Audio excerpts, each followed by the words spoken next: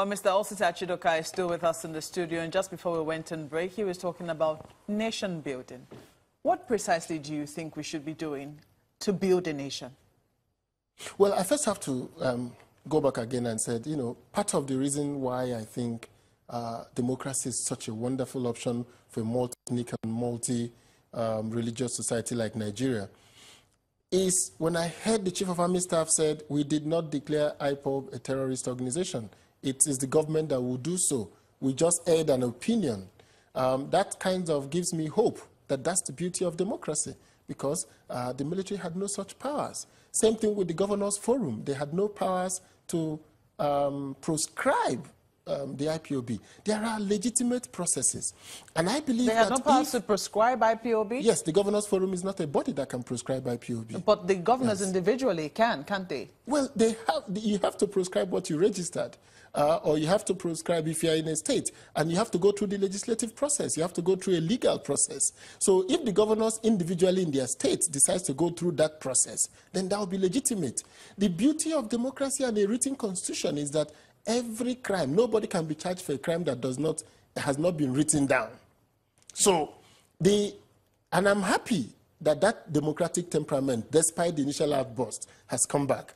The military have said, the government will follow the process. And once the government follows the process, I'm totally in alignment, because democracy is legitimate. The government in power is legitimate. You'll be in alignment with the prescription of IPOB? If they follow the process, yes. If the government follows the process. Do you think it has become such a dangerous organization that... That is immaterial to me, what I think about it. But what I'm talking about is that IPOB will then have an opportunity to protest that in court. I'm not a member of IPOB, so it will be for them to go to court and argue that we are not a dangerous organization. But you are from the Southeast, and you have seen the activities of IPOB. You definitely must have an opinion in terms of the activities of IPOB so far. My attitude to the activities of IPOB goes back to the earlier comments I made, that once there is a disconnect between the political leadership and the followership, other institutions will intervene. And bringing it back to the nation building, once we destroyed our national institutions like the trade union, the students' union, and all other pan-Nigerian organizations, it then means that people had to retreat to another category of identity, which is the ethnic category. So the issue of economy, the issue of working class and the ownership class was reduced back again to the issue of race, of identity.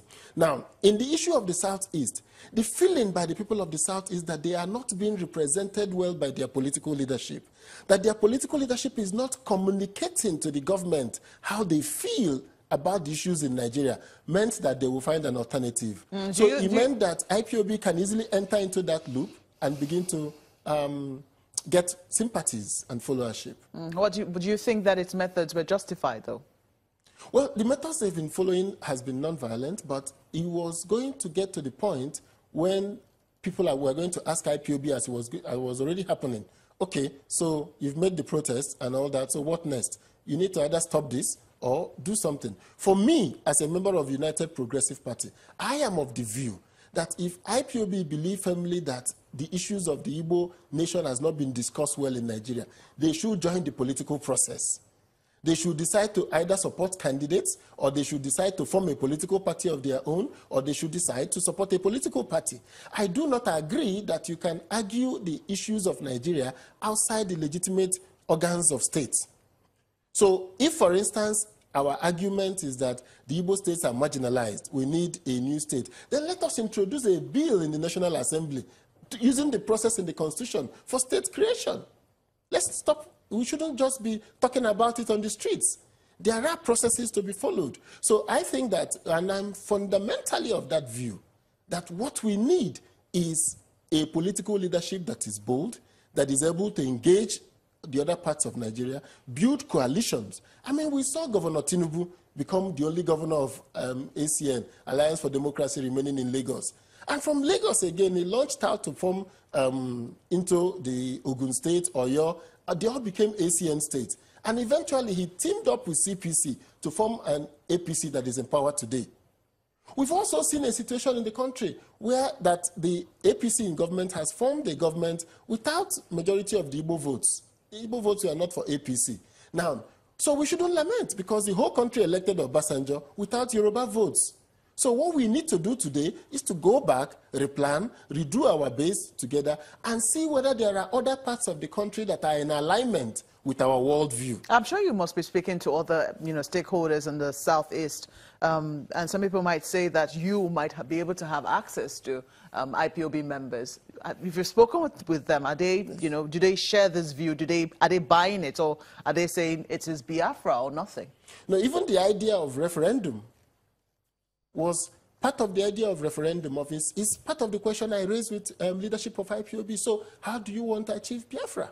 There must be a legitimate legal process to follow. Are you going to fight a war? The Southeast does not want war. We will not support anybody fighting wars in the Southeast. So they came up with the idea of referendum. When they came up with the idea of no election in Anambra, I thought again that was wrong. You cannot not have an election. If you want to have a referendum, it is for the National Assembly members from the Southeast to introduce that in the National Assembly as an amendment to our Constitution. Then until the country says, no, we will not accept this as part of our Constitution, before you think about other strategies to use to draw attention to your issue. But you cannot, from day one, say no election, referendum from who? We need to go to the National Assembly and introduce that bill. That is why the leadership that has to come out of Igbo land today has to be a leadership that is in tune with the people, reflects their hopes and aspirations, and at the same time convey the imperatives of using the democratic process to build a nation where no man is oppressed. There are those who argue, and I've heard this argument before, I think it was propounded by Mr. Soludo the last time I heard it, Mr. Chukwuma Soludo, former CBN governor, who said that there is nothing, that even if this talk of marginalization and this talk of, not being properly represented, our son did not bring home development to us, that is not the fault of the people who go into government. It is the fault of the structure. It is the way things are structured in Nigeria. Do you share that view? Well, or do you think that the people should actually carry as they can? No, it's a mixture of both, because there are politics and even human behavior is about incentives. What incentives do you have for good behavior in a situation where society rewards bad behavior?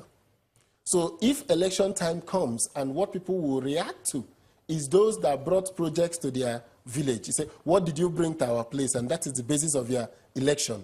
Then there is no incentive for people to do that which is right, but to do that which, because democracy is a four-year election cycle. So everybody is focused on the 4 years.